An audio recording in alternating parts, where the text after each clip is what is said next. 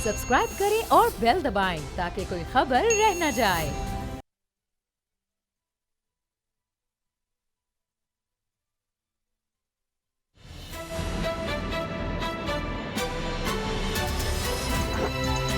अब पता चला। बिस्मिल्लाहिर्रहमानिर्रहीम, अस्सलाम वालेकुम। मैं हूं मोहम्मद उसामा गाजी और आप देख रहे हैं अब पता चला। हर आने वाले दिन के साथ सियासत में मौलाना फजलुर रहमान के आज़ादी मार्च का शोर बढ़ता जा रहा है।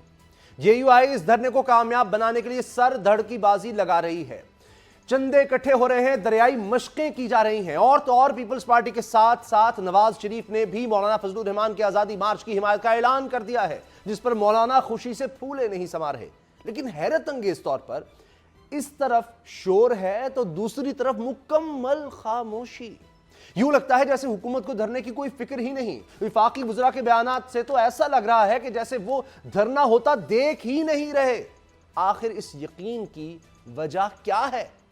एक कहानी यह है कि वज़ीर-ए-आज़म इमरान खान 15 अक्टूबर को सऊदी अरब और ईरान के मुतवक्का दौरे पर रवाना हो रहे हैं।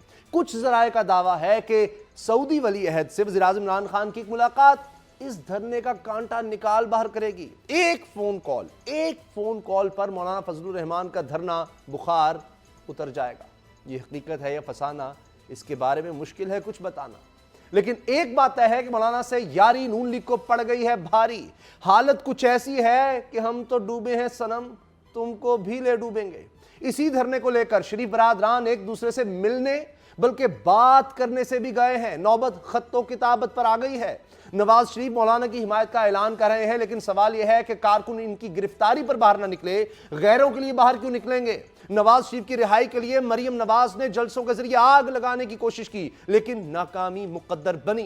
वीडियो स्कैंडल का चक्कर चलाया गया लेकिन नाकाम हुआ। अब नवाज शरीफ कहते हैं कि मौलाना फजलुर रहमान का इलेक्शन के बाद इस्तीफों का मशवरा बिल्कुल दुरुस्त था। सवाल यह है कि नून लीग अब इस्तीफे दे दे, हाथ किसने रोक रखा है? इस पर हम बात करेंगे असद खरल साहब से और बाबर डोगर साहब से। असद खरल साहब आज बहुत से सबूतों के साथ आए हैं। आज कुछ अदालत में बयानात दिए गए, आप वो सबूत देखेंगे तो आपको पता चल जाएगा कि गेम क्या खेली जा रही है। लेकिन पहले आज की अहम डेवलपमेंट्स पर रिपोर्ट देखते हैं और उसके बाद बात होगी। शहबाज शरीफ कुएं में छलांग लगा सकते हैं नवाज शरीफ के कहने पर, ये बात और इसका जवाब तो मैं लूँगा बाबर डोगर साहब से, क्योंकि बहुत अच्छी तरह नून लीग की सियासत को और इन भाइयों के दरमियान जो ताल्लुक़ है और इनकी सारी तारीख को समझते हैं। लेकिन असद खरल साहब, ये अगर सऊदी वली अहद का एक फ़ोन कॉल आ गई मौलाना फजलुर रहमान साहब को, तो क्या होगा? वज़ीर मजहबी अमूर कहते हैं कि जनाब ये शुगल हो रहा है। वज़ीर दाखिला कहते हैं कि आएंगे नहीं 27 को, वो बाकी 27 को नहीं, आप भी कहते रहे, वो अब 31 का मामला चला गया जी, इस्लामाबाद में 31 को आएंगे। मजहबी कार्ड भी उन्होंने अनाउंस कर दिया है। तो ये क्या हो रहा है? पहली बात तो ये है, मैं एक और आपको खबर दे रहा हूँ जी। 31 अक्टूबर की आप बात कर रहे हैं कि वो आ रहे हैं। जी जी, 31 अक्टूबर को तो कामत को वो नहीं आ रहे। मैं इतनी बात सिर्फ आज बता देता हूँ, पक्की खबर है। ये मैं आपको खबर पहले दे आपकी रहा हूं। बात सही ये हुई, ख्वाहिश 27 से नहीं, 31 हो ये गई। कोई तज्जिया नहीं है, मैं खबर दे रहा हूँ अच्छा कि 31 अक्टूबर को तो वो इस्लामाबाद नहीं आ रहे। अच्छा, अगली बात आ रही है, आपने कहा कि आ रहे हैं कि नहीं, 31 भी गई तो फिर क्या रह गया बाकी? सऊदी वलीअहद की जो आपने बात की कि अगर फोन करेंगे तो वो नौबत भी नहीं आएगी। अच्छा, ये उससे पहले ही सारी गुब्बारे से आवाज़ निकल चुकी है और निकल जाएगी। आज जो एक तो मौलाना साहब ने आज इतराफ़ कर लिया है कि उनको अब किसी की हमायत नहीं, इसलिए उन्होंने जो तलबा की बात की है कि दीनी मदारस के मेरे अगर तलबा के वोट हैं तो उनको राइट है कि उसके अंदर भी शामिल हो। लेकिन माँ बाप ने इसलिए तो नहीं भेजा उनको। देखिए, और जो वोट ज़कात डालना, का, सदकात का, खैरात का पैसा दिया जाता है मदारिस के लिए, हर पाकिस्तानी जो बालग वोटर है उसका फ़र्ज है, कौमी फरीज़ा है वोट डालना।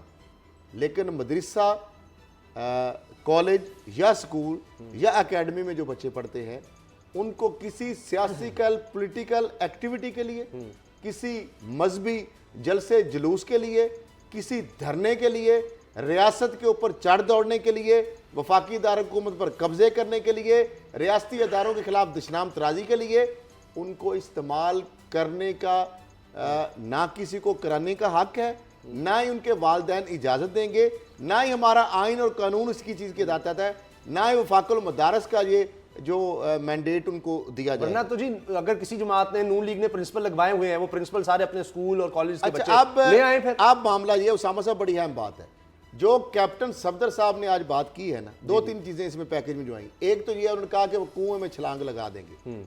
आपने देखा किस तरह शहबाज शरीफ साहब, जब नवाज शरीफ साहब आए लाहौर एयरपोर्ट पर, तो एक बड़ा जमे गफीर था, समुंदर था और माल रोड खाली थी। और आपने फिर देखा, चश्मे फलक ने भी देखा कि माल रोड पे किस तरह ब्रेकें लगी हैं। वो कहते हैं जीटी रोड पे ब्रेकें लगी हैं, वो एक गाना है ना मशहूर। तो माल रोड पे पूरा रास्ता खाली था, लेकिन नवाज शरीफ साहब उनकी राह तकते रह गए और वो गो स्लो पॉलिसी नहीं जिस तरह पीए की दूसरी एयरलाइनों को फायदा देने के लिए मियाँ साहब नहीं गए, दानिस्ता नहीं गए। क्यादत सारी कह रही है, इसकी विटनेस थी कि वो नहीं गए क्योंकि उन्होंने जाना ही नहीं था। ऑटो वाली दर्द भी डोगर साहब बार बार करते हैं। मामला ये है कि भाई कल तरसते रहे, नवाज शरीफ साहब तरसते रहे कि भाई मेरे पास आ जाए, वो नहीं गए।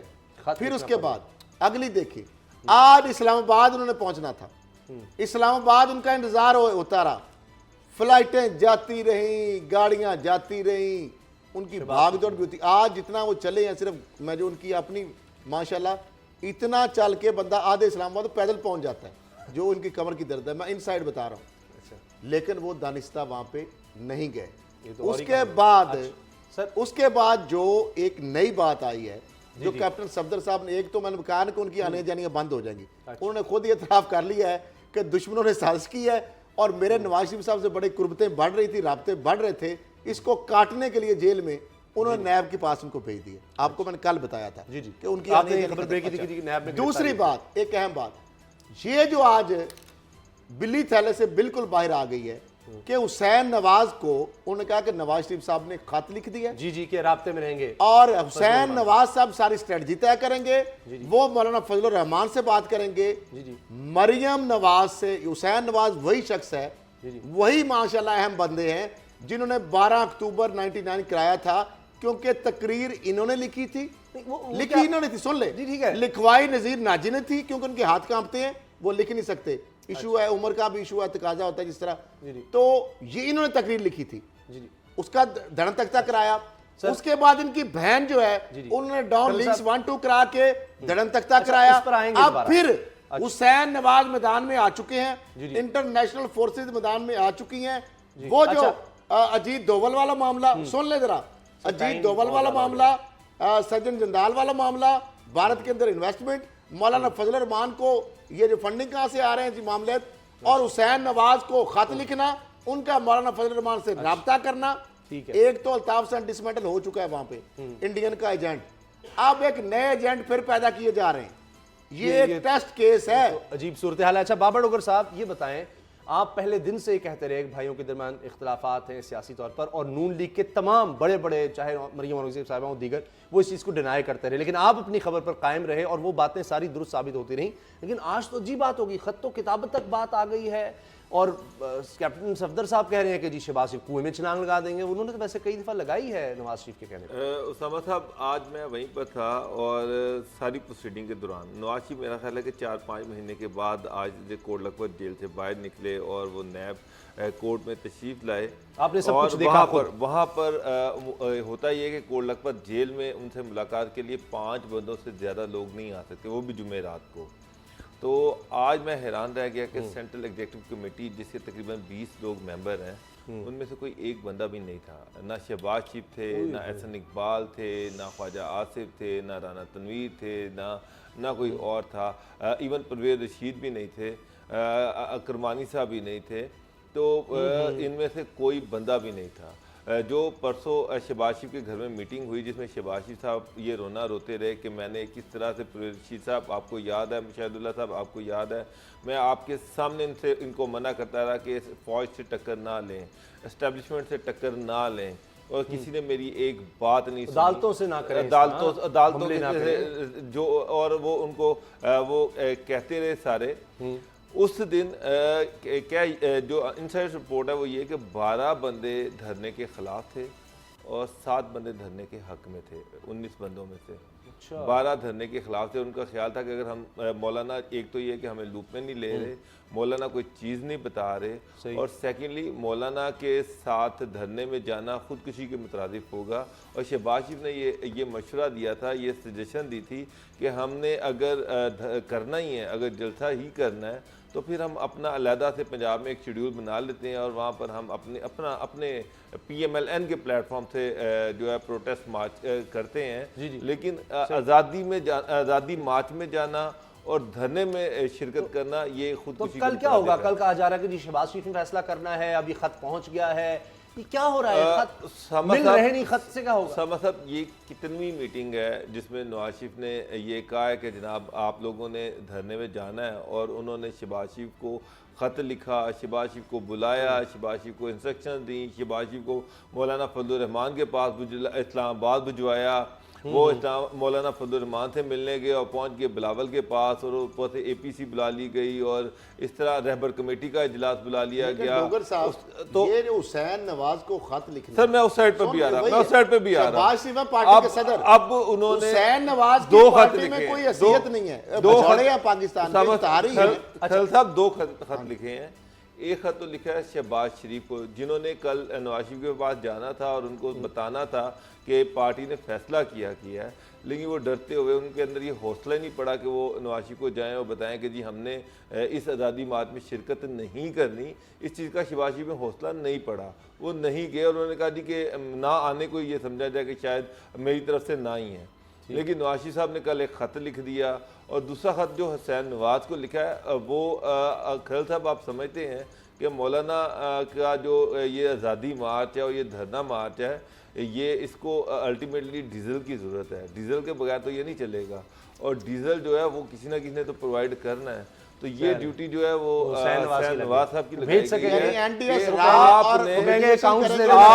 है। मौलाना मैं NDS और रॉ की तो मुझे नहीं पता, लेकिन हुसैन नवाज की ड्यूटी ये है कि उन्होंने मौलाना के साथ राब्ते में रहना है और उनके डीजल की जरूरियात पूरी कर सकेंगे, वो पूरी करनी। अच्छा ये बताएं कि नवाज साहब मौजूद थे, थोड़ी सी खात के हवाले से छोटी सी खात डोगर साहब, उनके मंदरजात जो है ना, अब ब्रेकिंग खबर, जो बड़ी खबर दे रहा हूँ, जो शहबाज शरीफ को खत लिखा गया उसके मंदरजात बिल्कुल डिफरेंट है। उसके अंदर बयानियां और बहुत सारी चीजें मुख्तलिफ हैं, बहुत सारी चीजों को हाइड रखा गया है। लेकिन जो हुसैन नवाज को खत लिखा गया है वो खत किसी और जगह पे जाना है, ये बात समझे। वो नवाज शरीफ का खत है और हुसैन नवाज का इंडिया भी पहुंचना है, उसके अंदर मंदरजात बड़े खौफनाक हैं। ठीक है। अच्छा बाबर साहब ये बताएं कि आप तो वहाँ मौजूद थे, मियां नवाज शरीफ साहब की सेहत आपको कैसी लग रही थी? वो दिल बर्दाश्ता भी थे कि जी काला पानी गुआंटानामो में भेज दो, फिर कहते थे जी ऐसी ज़िंदगी से मौत अच्छी है, ज़िल्लत की ज़िंदगी से तो मौत अच्छी है, इस तरह के वो शेर पढ़ रहे थे। फिर खत एक लिखा भी हुआ था, तकरीर लिखी हुई थी, वो तकरीर ही थी जो वो जज साहब के सामने कर रहे थे। क्या था साहब? उसामा साहब आज जब वो वहाँ पर कोर्ट में पहुँचे तो सबसे ज़्यादा सरप्राइज़ मीडिया को मिला, क्योंकि बड़े अरसे के बाद मियाँ साहब मीडिया के सामने आए, लोगों के सामने आए, अवाम के सामने आए। तो मीडिया का ये ख्याल था, हम लोगों का ये ख्याल था कि शायद जेल में रहने की वजह से मियाँ साहब खासे कमज़ोर हो गए होंगे, उनकी सेहत जो है वो खासी गिर गई होगी। लेकिन मैं वैसे मुझे कोई चंबा नहीं हुआ इतना ज़्यादा, क्योंकि मैं उनका जो खाने थे वो डिस्कस करता रहा था। तो सारा मीडिया हैरान रह गया कि मियाँ साहब के चेहरे पे वही लालियाँ थी, वही सुर्खियाँ थी और चाश पिछात थे, बिल्कुल सेहतमंद थे, तगड़े थे। और वहाँ पर जब वो बैठे हुए थे तो पर्चियाँ लिख के वो अपने वकला को भी देते रहे हैं। मतलब पहली पर्ची उन्होंने ये लिखी कि जब अमजद परवेज़ ने अंग्रेज़ी में तकरीर स्टार्ट की, सॉरी अपने दलाइल देने स्टार्ट किए, तो उन्होंने उसको लिख के दिया कि अपने दलाइल उर्दू में दो। और फिर नहीं मैं आपको ये सीरियस है, यही मतलब है। अच्छा उन्होंने अमजद परवेज़ साहब जो उनके लॉयर हैं उनको पर्ची पे लिख के मेरे सामने दिया कि अपने दलाइल जो हैं वो उर्दू में दें, अंग्रेजी में ना दें। और उसके बाद वो उनको टोकते भी रहे, उनको बताते भी रहे, और उसके बाद खुद भी वो रोस्टर पर चले गए और उस पर वहाँ पर जाकर उन्होंने खुद भी चीज़ें बतानी शुरू की, वो जैसा तो आप तकरीर बता ही है, रहे मैंने थे। देखा वो है। तकरीर की कि जनाब हमने 1937 से बिजनेस स्टार्ट किया, 1971 में जो है वो जो भुट्टो रिफॉर्म्स आई, हमारा बिजनेस सारा तबाह हो गया, उसके बारे में कोई बात नहीं करता। हमारी 36 कंपनियां थीं और ये है कि जनाब मैं ये जो बिजनेस, ये जो चौधरी शुगर मिल थी, ये तो मेरे वालिद की थी, वालिद से ये बच्चों को ट्रांसफ़र हो गई, मैं तो इसका कभी शेयर होल्डर रहा ही नहीं। उसकी जो डिटेल खरल साहब बताएंगे कि शेयर होल्डर रहे या कितने परसेंट के रहे, इनके पास सारे एविडेंसेस हैं। तो वो इस तरह की तकारीर करते रहे जिस पर जज साहब ने उनको टोका कि मियाँ साहब जो इशू है इस पर बात अच्छा, करें। जज साहब को कहना पड़ा, जज साहब ने उनको रोक कर कहा कि मियाँ साहब वही इशू मनी पर ट्रेल। बात करें, असल तो जो सवाल आपसे पूछा जा रहा कहाँ है से पैसे इसका आए? जवाब दें। तो आपको पता है कि ये शरीफ खानदान का वतीरा है। अच्छा। कि चाहे शहबाज शरीफ हो, चाहे नवाज शरीफ हो या मरियम हो, आप इनसे जब भी सवाल करेंगे, शहबाज शरीफ साहब से उनकी करप्शन का सवाल किया जाएगा, बात वो करेंगे कि जी मैंने इतने एनर्जी प्लांट्स लगाए, मैंने मेट्रोज बनाई, मैंने ऑरेंज लाइन बनाई, मैंने ये बनाया, मैंने इतने अरब रुपए सेव कर लिए।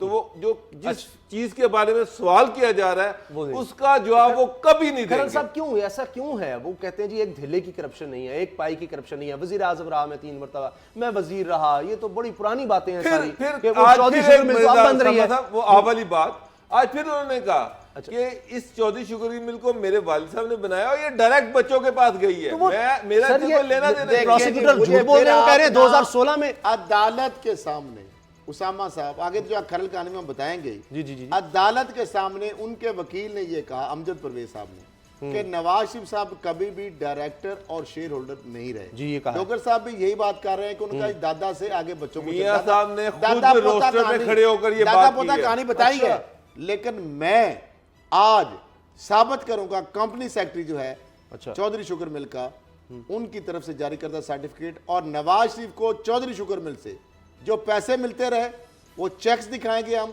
और पूरी टीटियों की कहानी भी दिखाएंगे कि कितने अरब रुपए, करोड़ों रुपए किस तरीके से चौधरी शुगर मिल का जो है ये कौन सा खजाना निकल आया, और किस तरह फिर कौन कौन लोग उसमें, मरियम साहबा को कौन कौन से बरतानवी शहरी पैसों की बारिश करते रहे, कौन से अरब जो है वो तो ये नया प्रोसिक्यूटर जो कह रहे हैं 2016 में सबसे ज्यादा शेयर्स नवाज शरीफ के पास थे, ये सच है? बिल्कुल। और नवाज शरीफ के वकील झूठ बोल रहे हैं, बिल्कुल सफेद। आप सिर्फ तो अदालत में झूठ बोलने की कोई सजा नहीं है। एक अभी सिर्फ मैं डॉक्यूमेंट टीजर दिखा रहा हूं, ये दिखाएं जी, क्लोज करें जी, दिखा रहे हैं। चौधरी शुगर मिल के वाले से पूरा इसको जरा करें। जी जी मैं देख रहा हूं, मैं पढ़ चौधरी भी रहा हूं। Sugar mills limited to whom it may concern. जी जी या मैं उल्टी साइड से चूंकि पढ़ रहा हूं, आप जरा अगर पढ़ लें जी easily. This is to certify Mian Mohammad Nawaz Sharif son of Mian Mohammad Sharif CNIC number this is the shareholder of the company of our company। ये और ये कंपनी सेक्रेटरी कौन है, ये साइन कर रहा है, और MCB के बैंक का जो मैनेजर है, नीचे उसकी मोर भी पढ़ लें, गार्डन टाउन का, वो अपनी स्टैंप लगा रहा है। ये MCB के बैंक के रिकॉर्ड से मैंने निकलवाया है। तो ये तो साबित कर रहा है कि मियां ये नवाज शरीफ साहब certified shareholder copy हैं। है। मियां साहब ने ये मेरे सामने तो मियां साहब को नहीं पता होगा, ये हो सकता है कि हाँ, मियां- ये हो सकता मैं है। इसका मियां साहब को shareholder मतलब नहीं कहते रहा। हैं। हाँ जी। ये मेरे वालिद साहब इसके ऑनर थे, उन्होंने 80s में इसको स्टार्ट किया, इस शुगर मिल को बनाया, और इसके बाद ये जो ये 1999 में, मैं 1999 से मैं किसी बिजनेस में नहीं हूँ, किसी कंपनी का 2016 shareholder नहीं अच्छा, हूँ। मैं सिर्फ और इतना ये बता दूं, direct में सबसे बच्चों बड़ी को अच्छा सुन transfer लें, हो डॉक्टर गई। साहब, मरियम साहबा ने कहा कि लंदन तो क्या, पाकिस्तान में मेरी कोई प्रॉपर्टीज नहीं। फिर चश्मे फलक ने देखा 80 करोड़ रुपए भी निकल आए, और 1500 कनाल जमीन भी अचानक से निकल आई, और टीटियों के जरिए तोहफे जो अरब और बरतानवी शहरी और पाकिस्तानी लोग किस तरह करोड़ों रुपए उनको भेजते रहे, इसके हवाले से होशरबा दास्तान है।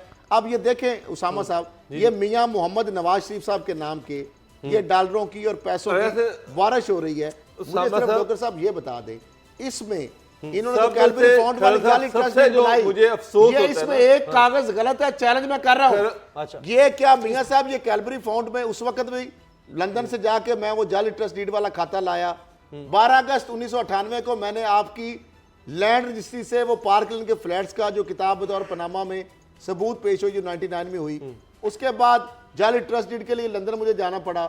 अब फिर मुझे MCB की ब्रांचें खंगालनी पड़ी हैं, और वहां पे मियां मनशा साहब पता नहीं वो आपके साथ साजिश कर रहे हैं, साथ भी वो मिले ना होते करें, हैं, वो और पेशी पेशी हो जाएगी दोनों तरफ बेचारे भी की। खेलते हैं विकेट। सारे MCB वालों की एक तरफ किस वो- तरह से एक तरफ वो अच्छा, आपके ब्रेक से पहले खाते बाबर साहब और पूछ दूसरी रहे तरफ हैं। आगे वो सबसे ज्यादा ब्रेक पे आगे बाद निकाल के ज्यादा जो मुझे ब्रेक के बाद अफसोसनाक बहुत बात से है ना, सबूत हैं। सबसे ज्यादा जो अफसोसनाक बात ये है जी जी। कि ये अवाम के वोटों की बात करते हैं, ये वोट के इज्जत की बात करते हैं, ये अवामी मैंडेट की बात करते हैं, लेकिन जब ये पार्लियामेंट में जाते हैं, ये अंडर ओथ होते हैं, उसके बावजूद अवाम से झूठ बोलते हैं। ये अवाम से तकरीर करते हैं तो अवाम से झूठ बोलते हैं। ये कोर्ट्स में जाते हैं तो कोर्ट्स के सामने गलत बयानी से बात करते हैं और झूठ बोलते हैं। लेकिन इसमें बड़ी मरियम अहम बात नवाज झूठ बोलती हैं, एक बड़ी शहबाज अहम बात शरीफ है। साहब झूठ बोलते हैं। इसमें अभी डॉक्टर उसामा साहब पांच लाइन क्या है, chief justice of Pakistan justice Asif Saeed Khosa sahab ने झूठों के हवाले से बकायदा प्रेसिडेंट सेट की है। अच्छा जी, ब्रेक का पुलिस वक्त हो गया, अफसरान, लेकिन आईओएस मेरा के ख्याल है लिए कि मियां साहब एक्शन होना मुझे चाहिए ये था बताइए, यार। आपको ब्रेक, बता ब्रेक, दूं, ब्रेक, ये कोई स्टेटमेंट पाकिस्तान देते हैं, की ये एक झूठ पॉलिसी बोलते हैं। है ब्रेक का वक्त और है। उन्होंने इस पे अफवाह ठीक है, मियां साहब आपके पास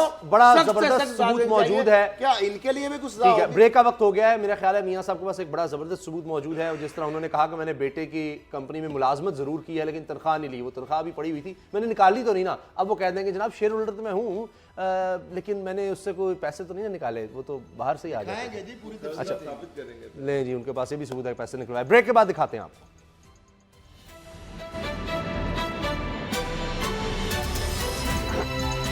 अब पता चला।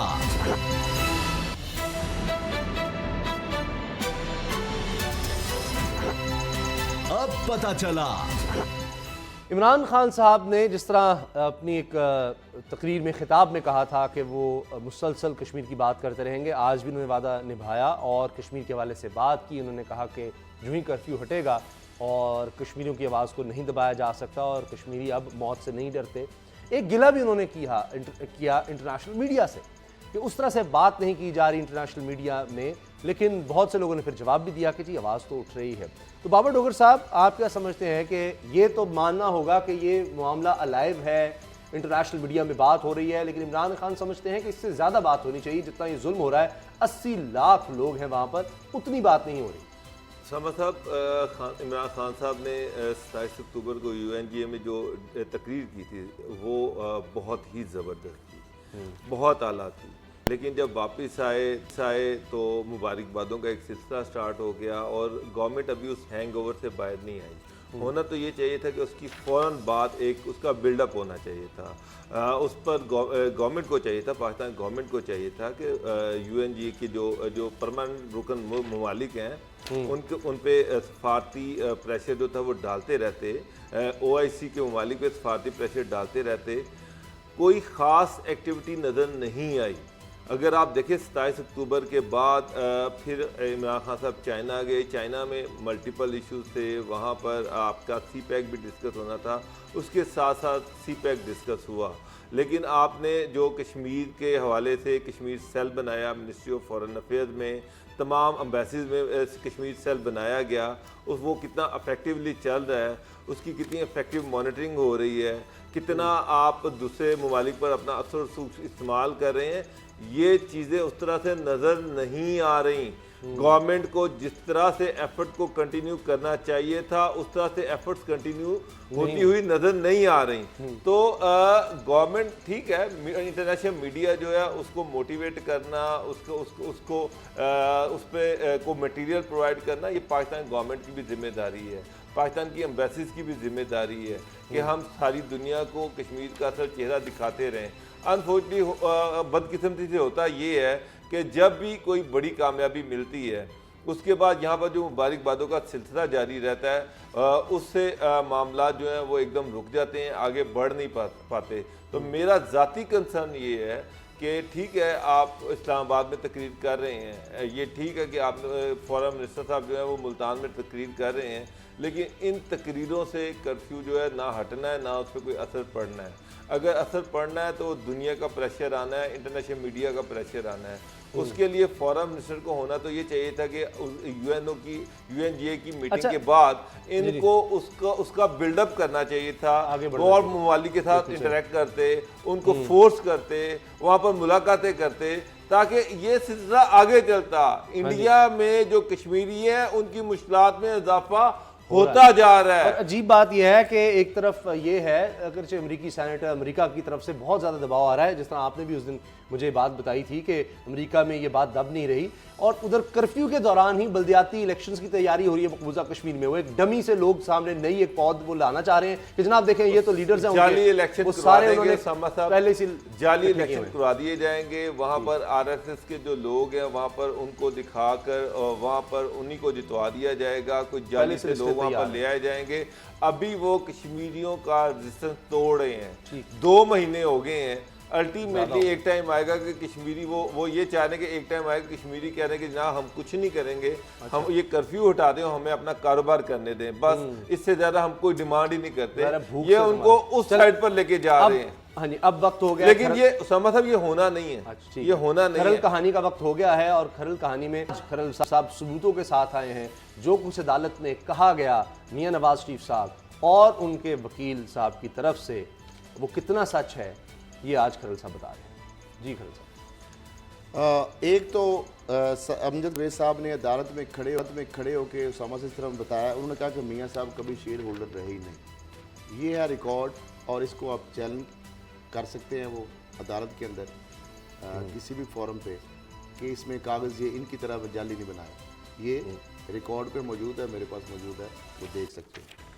उसके बाद उसामा साहब नवाज शरीफ जिस तरह कहते हैं कि मैं ना तो शेयर होल्डर हूँ, ना डायरेक्टर हूँ, ना मैंने कारोबार किया है, ना मेरा ऐसे कोई तल्लक है।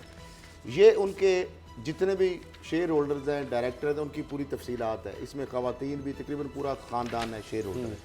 अच्छा, इसके अलावा मैं जनाब बता देता हूँ कि ये मियाँ मोहम्मद नवाज शरीफ साहब जो है उनके नाम के ये चेक मौजूद हैं, जो कि ये है इस्लामाबाद सुपर मार्केट इस्लामाबाद, ये HBL का अकाउंट है। 4.5 करोड़ गालबन, 4.5 करोड़ रुपए, 4.5 करोड़, हाँ उनको आए हैं पैसे ये। और ये देखें, इसके बाद आ गया जी ये फिर 56,70,000 MCB मियां मनशा का बैंक, और इसके अंदर आपको 56,70,000। और उमैर अली चुगताई हैं इसके branch manager, new garden town और स्विक सेंटर बरकत मार्केट, ये ब्रांच है, ये नवाज शरीफ साहब के नाम की। ये फिर 8 लाख का है, ये भी MCB उसी ब्रांच का है। ये फिर ये चौधरी शुगर मिल के वाले से, ये फिर 8 लाख, उनको उससे ज़्यादा पैसे मिले हैं। ये फिर 8 लाख से ज़्यादा हैं। इस तरीके से ये मुतअद्दिद चेक हैं जो नवाज शरीफ साहब के नाम के हैं। और चौधरी शुगर मिल ये 8 लाख कल गालबन मुख्तलिफ ना एक ही डेट के अंदर मुख्तलिफ अमाउंट्स जो है बनाई गई हैं। इस तरह की एक लंबी तफसील है इसकी। इसके बाद ये चेक्स हैं। अब सुन लें कि ये हो किस तरह रहा है, ये सारा जो खेल किस तरह खेला जा रहा है, और ये जो टीटियाँ और ये सारे कहानी। अब चौधरी शुगर मिल के हवाले से जो नवाज शरीफ साहब ने करोड़ों रुपए वसूल किए, जून 2010 से जून 13 तक करोड़ों रुपए जो वसूल करते रहे नवाज शरीफ। एक तो उसमें अहम चीज़ है 2016 में जो आपने बताई है जी कि नवाज शरीफ चौधरी शुगर मिल और शमीम मिल्क में शेयर होल्डर थे। 1992 में चौधरी शुगर मिल कायम हुई और 2016 में सबसे ज़्यादा वो शेयर होल्डर पाए गए। फिर ये तो नैब प्रोसिक्यूटर ने सिर्फ बताया 92 में 43 मिलियन डॉलर शेयर के मालिक थे चौधरी शुगर मिल में मरियम, शहबाज, सुबह दीगर अफराद जो, ठीक है। आगे आ गई नवाज शरीफ को 1 करोड़ 55 लाख रुपए 1992 में बैरून मुल्क की एक कंपनी ने फराम किए। इस बैरून मुल्क वाली कंपनी का मालिक कौन है आज तक मालूम नहीं। अब आ जाते हैं जनाब इनकी और गोरख धंधों की तफसील। नवाज शरीफ चौधरी शुगर मिल में जो उसके बाद उन्होंने जनाब क्या आते हैं चौधरी शुगर मिल के हवाले से सबसे ज़्यादा शेयर वाली बात आ गई। हुसैन नवाज की 3 साल में 13 ट्रांजैक्शन 50 करोड़ रुपए पाकिस्तान भेजे गए। हुसैन नवाज नवाज शरीफ को 4 साल के दौरान 40 करोड़ जो के बेनामीदार है और इधर से पैसे जाते थे उधर से आ जाते थे घूम घूम। शरीफ चौधरी शुगर मिल के शेयर होल्डर जो है शरीफपुरा तकरीबन ख़ानदान है। मरियम नवाज 2008 में चौधरी शुगर मिल्स के 1 करोड़ 24 लाख 1455 शेयर की मालिक रही। चौधरी शुगर मिल का गोरख धंधा अरब शहरियों ने और बरतानवी शहरियों ने भी करोड़ों रुपए मरियम साहब का क्यों दिए, राज खुल गया। कौन लोग हैं अच्छा आप ये सुन लें। मुत्तहदा अरब अमारात की कारोबारी शख्सियत है सईद बिन जाबर अल सवेदी, बरतानवी शहरी शेख ज़काउद्दीन, सऊदी अरब शहरी है हानी अहमद जमजूम। इन्होंने मरियम नवाज को 1 करोड़ 15 लाख 27,833 शेयर मुंतकिल किए। मरियम कहती है मैं नहीं गैर जानती मुल्कियों से शेयर, ये अगर इसको चैलेंज करें नहीं, वो कहती है मैं नहीं जानती। चीज की ट्रांजैक्शंस है। ये ट्रांजैक्शंस आपको हुई भी हैं। शेयर किसी ने अरब शहरी ने ये बर्तानिया आज तक नहीं। कभी आई हो, कोई टीटी शीटी लगी हो आपके अकाउंट में अचानक गए पैसे, नहीं वो तो लिख कर देना पड़ता है कि मैं इसको जानता हूं तभी आप वसूल कर सकते अच्छा हैं। अब मुझे ये गैर कानून है, आप जब तक नहीं कहेंगे मैं जानता हूं इस बंदे को। पाकिस्तान में आधी तो आबादी है खवातीन की भी। जी जी अगर 22 करोड़ आवाम है तो 11 करोड़ कोई एक खातून ऐसी हो, किसी को टीटियाँ इस तरह लगी हो गलती से, किसी बरतानवी या अरब शहरी की, नहीं, इस तरह किसी अफराद ख़ानदान के मर्द अफराद को आ रही हूँ। अच्छा, गैर मुल्कियों के शेयर मिलने पर मरीम नवाज 1 करोड़ 24 लाख ये बन गई मालिक। FBR में 54 लाख जाहिर किए। 2013 में मरीम नवाज को नवाज शरीफ हसन नवाज से 18 करोड़ से ज़्यादा रकम मिली, मगर इनके शेयर कम होकर 54 लाख हो गए। मरीम नवाज 1991 में 1.47 मिलियन और 93-92 में अच्छा 30.5 मिलियन के 700 की मालिक रही। मरीम नवाज हुदैबिया इंजीनियरिंग के शेयर, रमज़ान, ये वो इत्तेफाक शुगर, उनके शेयरों की तादाद पर 2009 में मुतदार इमारत के शाही खानदान से तोहफातन मिली गाड़ी 2 करोड़ 81 लाख में बेची। यानी उस गाड़ी की कीमत मार्केट में इतनी ज्यादा नहीं थी। जी। उसकी जाहिर जो है कीमत उन्होंने की लंदन को क्या, पाकिस्तान में कोई जायदाद नहीं। मरियम साहबा का मशहूर बयान 80 करोड़ की जायदादें, 1500 कनाल, करोड़ों रुपए के शेयर, बरतानवी और शहरियों के शेयर। हैरान हूं खरल साहब, ये मैं कितने दिखाऊं, ये तो आप एक एक चेक ले आए हैं इनका, उनकी कॉपीज हैं, बड़ी हमने कोई कॉपीज कराई ताकि नाम वाज़ेदार को पढ़ा जा सके। नवाज शरीफ दर्जनों आपके पास सारे कॉपीज सारे लंबे हैं। प्लंजे हैं। अब ये थोड़ी जगह तफसील देखता जाए, इसके लिए 100 प्रोग्राम भी करें ना उसामा साहब, इतनी ज्यादा ट्रांजैक्शंस हैं। कल क्या होगा आप एक प्रोग्राम में आता सर, आगे करते रहेंगे कई प्रोग्राम अगले हफ्ते ये चलते रहें, खत्म ना हो सके। सही है, लिहाजा हम इसके दर्द जी ये आप संभाल के रखें, सारी मैंने देखे ये सारी चीजें कि किस तरीके से किस तरह कल क्या होगा, कल क्या होगा बाबर डोगर साहब? उसामा साहब, कल 12 तारीख है, 13 तारीख से तो कल पाकिस्तान का डेलीगेशन जा रहा है FATF का में पार्टिसिपेट करने के लिए। वहाँ पर प्रोसीडिंग है और उम्मीद है कि पाकिस्तान जो है FATF में ब्लैक लिस्ट से तो इंशाल्लाह निकलेगा, ग्रे लिस्ट से भी निकल जाएगा और पाकिस्तान जो है एक सेफ जोन में आ जाएगा इंशाल्लाह। और ये उम्मीद कर रहे हैं कि FATF के इस अहम इजलास में पाकिस्तान जो है बिल्कुल सेफ हो जाएगा। भारत अपनी लॉबिंग कर रहा है, बड़े पैसे लगा रहा है, भारत लॉबिंग कर रहा है, लेकिन इसके बावजूद पूरी अमेरिका और चाइना की एंटी मनी लॉन्ड्रिंग जो के लॉज हैं, उसके हवाले से कल के हवाले से मैं बता रहा हूँ, दुबई के हवाले से जो FBR चेयरमैन का वहां पे एक जो एग्रीमेंट हुआ है, अरबों रुपए की जो प्रॉपर्टीज और पैसा लूटा गया है उसकी ट्रांजैक्शन, और बरतानिया के हवाले से एक हमारा ये एक और मैं आपको खबर दे रहा हूँ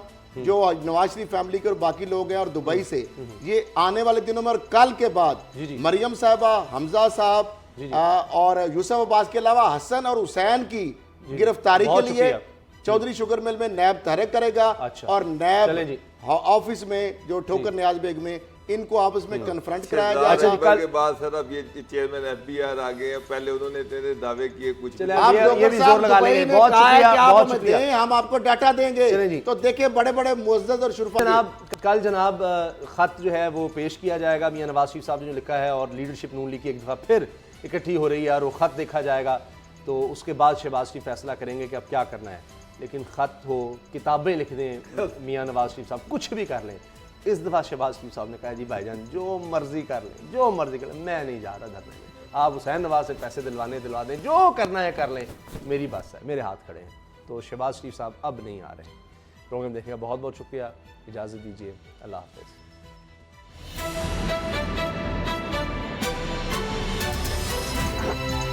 अब पता चला।